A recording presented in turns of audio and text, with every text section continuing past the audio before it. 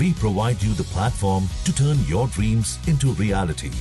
Give wings to your aspirations with KR Mangalam University.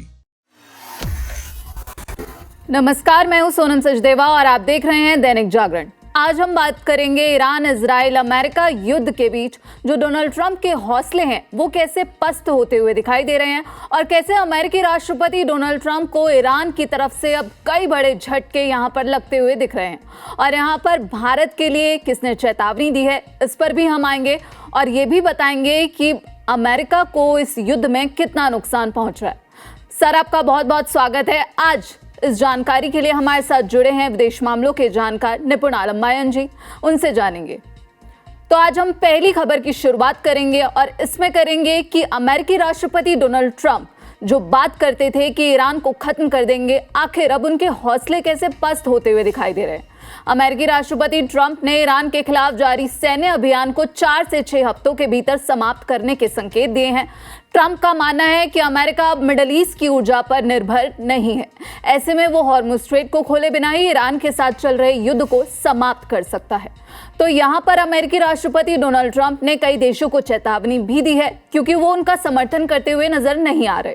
राष्ट्रपति Donald Trump की तरफ से पोस्ट किया गया है, लेकिन इसी बीच आखिर ईरान को खत्म करने की कसम खाने वाले ट्रंप अब यहाँ पर बेबस नजर क्यों आ रहे हैं? सर, आपका बहुत बहुत स्वागत है। सर, मेरा पहला सवाल यही है कि राष्ट्रपति डोनाल्ड ट्रंप जो बोलते हैं कि मैं ईरान को खत्म कर दूंगा, ईरान को बम से उड़ाने का वक्त आ गया है, वो अब यहाँ पर बेबस नजर क्यों आ रहे हैं? देखिए सोनम जी, आपका प्रश्न बड़ा वाजिब है और प्रेसिडेंट ट्रंप का इस प्रकार से कहते हैं ना एकदम से आउट ऑफ जो था, जिस प्रकार की सोच उनकी थी कि हम एकदम कंट्रोल कर लेंगे।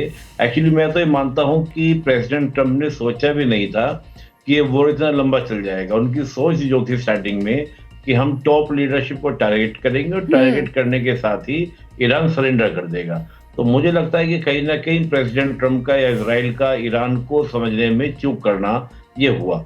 अब जिस प्रकार से अमेरिका की कॉस्टिंग हो रही है और अमेरिका कि अगर आप कॉस्टिंग की बात करें तो 2.5 बिलियन अमेरिकन डॉलर की पर डे की कॉस्टिंग हो रही है। अब इस पर डे कॉस्टिंग में ईरान की स्ट्रेटजी थी कि वॉर जितना लंबा जाएगा उतना ही ज्यादा अमेरिका के लिए पीछे हटने वाली सिचुएशन होगी और हुआ भी बिल्कुल वैसा, दिखता भी वही रहा है कि ऐसा हो रहा है। और ये कहना प्रेसिडेंट ट्रंप का कि वो मिडिल ईस्ट की ऊर्जा पर डिपेंड नहीं है, ये बात काफी सही है। देखिए, अमेरिका के पास में अपने रिजर्व बहुत ज्यादा है और खुद अमेरिका ने अपना ही ऑयल प्रोड्यूस करना स्टार्ट कर दिया है। लेकिन तो सर मेरा सवाल है, वो हॉर्मुज़ पर चेतावनी देते हैं। ट्रंप कहते हैं कि 48 घंटे में हॉर्मुज़ खोल दो, नहीं तो फिर भीषण हमले करता हुआ जो है अमेरिका नजर आएगा। और अब वही ट्रंप जो है हॉर्मुज़ पर पलटते हुए दिखाई दे रहे हैं और अब तो उन्होंने देशों को चेतावनी देते हुए ये भी कह दिया है कि या तो अमेरिका से तेल खरीद लो या फिर आप अपने भरोसे हो।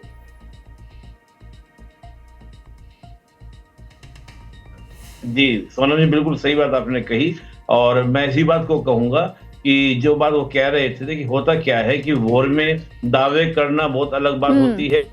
बिल्कुल, तो यहाँ पर जो राष्ट्रपति डोनाल्ड ट्रंप हैं वो लगातार ये कह तो रहे हैं कि मैं ईरान को चेतावनी देता हूँ कि या तो 48 घंटे में हॉर्मुज़ खोल दो, नहीं तो फिर ऐसा हमला होगा कि आप संभल नहीं पाओगे। और यहाँ पर ट्रंप ने ईरान को बार बार ये चेतावनी दी थी कि अगर ईरान ने हॉर्मुज़ से जहाज़ों की आवाजाही को रोका तो भीषण हमले किए जाएंगे।